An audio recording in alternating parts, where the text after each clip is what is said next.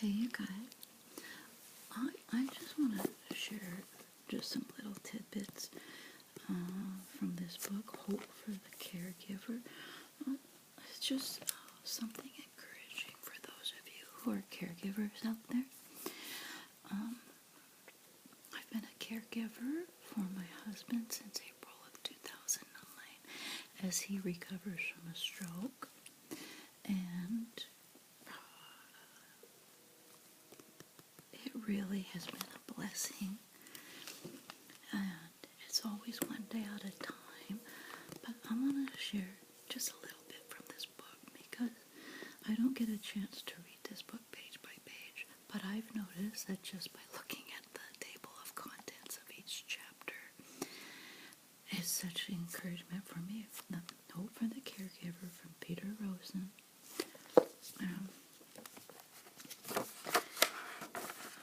This was, let's see, copyright 1999, but this may be a 2011. This may be a 2011. Oh, excuse me, 2014. Hope for the Caregiver, encouraging words to strengthen your spirit. Peter Rosen, dedicated to Solo Christus, the ultimate caregiver of a wounded bride. But just listen to the table of contents, and they're just one-liners that really give you something to think about and remember as you go through your day. Part 1 is dealing with the mind, or your head, shock and awe, and of course, as a situation first arises, you are kind of in a shock and awe moment. I know that was true for me. Chapter 2, the Delta Doctrine. Chapter 3, a different perspective. Chapter 4, your decision to serve. Chapter 5, hope for the caregiver. And that looks like a 4 or 5 page chapter of encouragement. Hope for the caregiver. Number 6, don't believe everything you think. Amen. Oh my goodness, we can get in such trouble with negative thinking.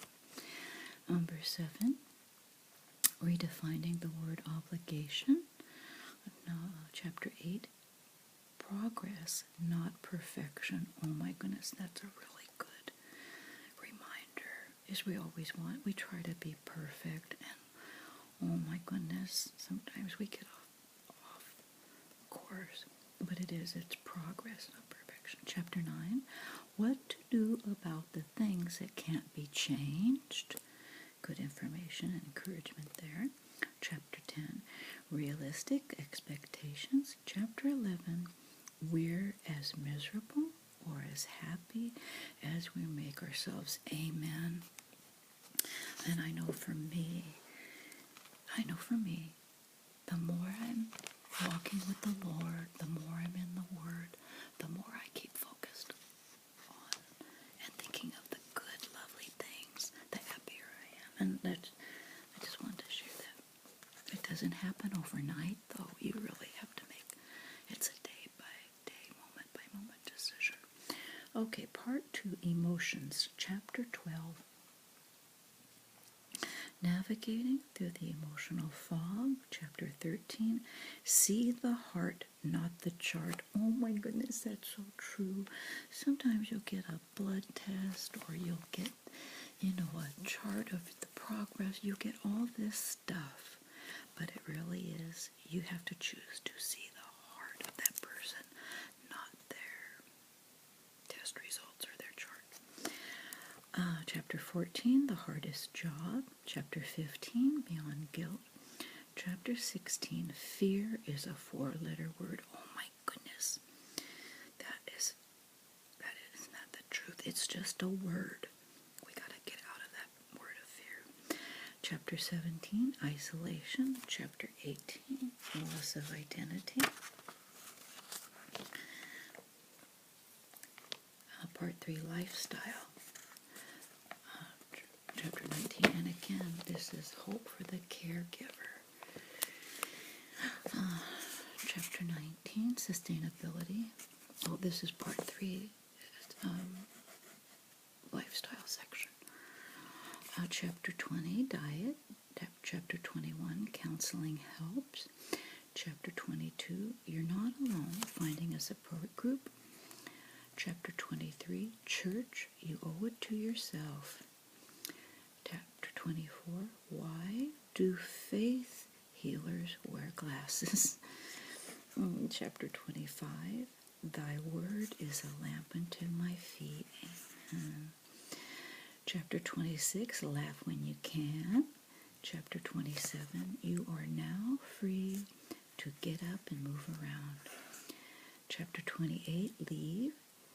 Chapter 29, Separate the Person from the Pain.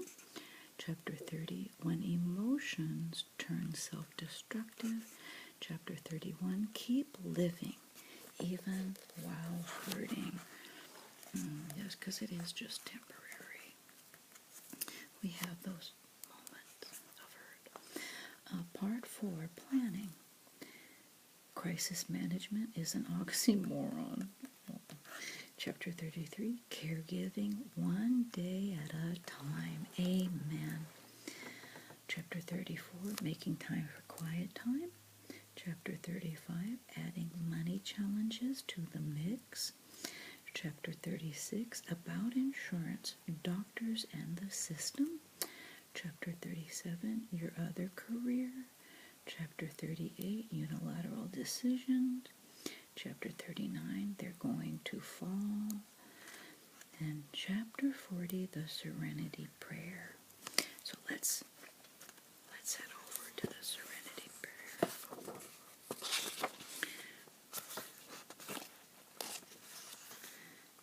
Let's head over to the Serenity Prayer. We've all heard it at one time or another.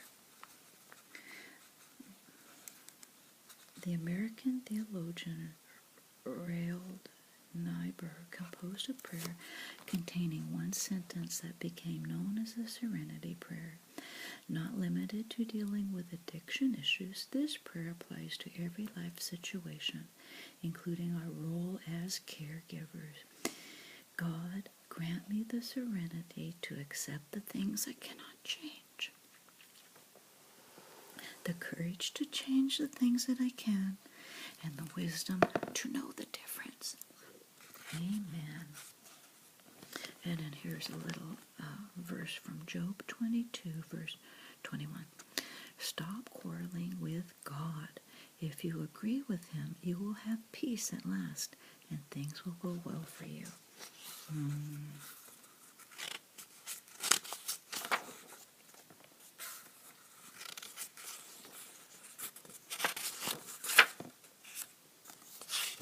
And then all through the book, they have these little references to the Bible verses, and they also have quotes from people. But here we have in verse Psalms 121, verses 1 through 2. I will lift up my eyes to the hills, for where comes my help? My help comes from the Lord, who made heaven and earth. Amen.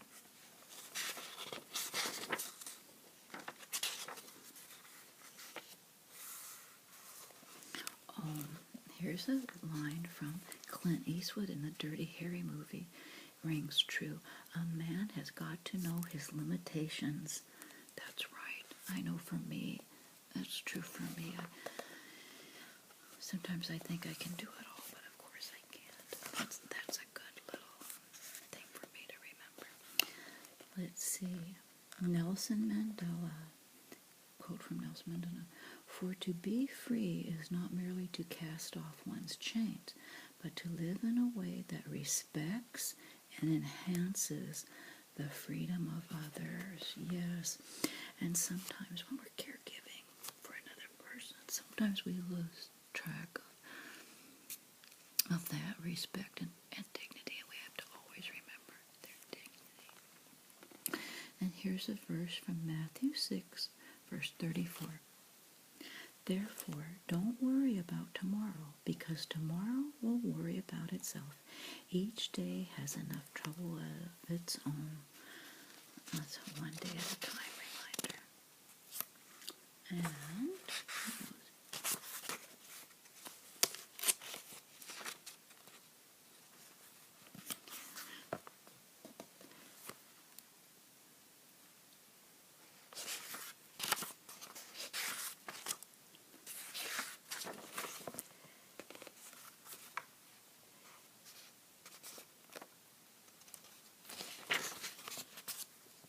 here's a verse from the second book of Chronicles, chapter 15, verse 7.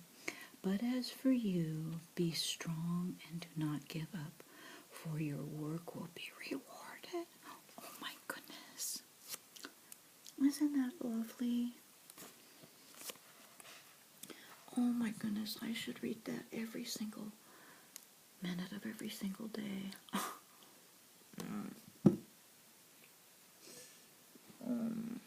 That is so lovely. I'll read it again. But as for you, be strong and do not give up, for your work will be rewarded. 2 Chronicles chapter 15, verse 7. Oh my goodness, I love that. What an encouragement that verse is.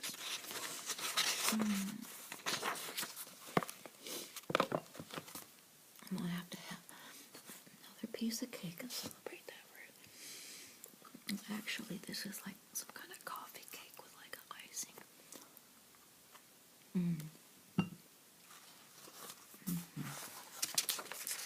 I hope you guys are enjoying this caregiver moment.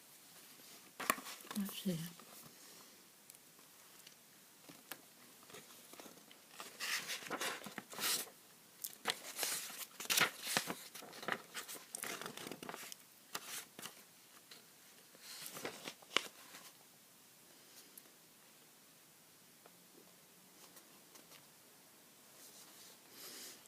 These are famous people quotes. Kind of interesting. We have P.T. Barnum. Money is a terrible master, but an excellent servant. And Groucho Marx says, a hospital bed is a parked taxi with the meter running. But do you see how, sometimes what we hear can either put us in a negative or a positive state of mind. And I occasionally like quotes from famous people, but in all honesty, it's the verses from the Bible that just leap in my heart when I hear them. It just makes my heart happy. Isaiah 30, verse 15, in quietness and trust is your strength. Oh, here's a lovely quote from Anne Frank.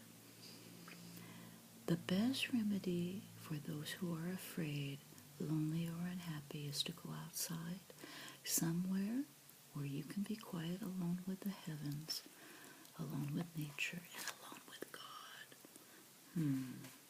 Psalm 62, verse 5. I wait quietly before God, for my hope is in Him. Matthew 6, Matthew 6, verse 33 to 34. But seek first the kingdom and His righteousness, and all these things will be given to you as well. Therefore, do not worry about tomorrow, for tomorrow will worry about itself, and each day has enough trouble of its own. Psalm 118, verse 24. This is the day that the Lord has made, and we will rejoice and be glad in it. Abraham Lincoln. Here's a quote from Abraham Lincoln. I walk slowly, but I never walk backwards. Well, friend, I hope you've been blessed.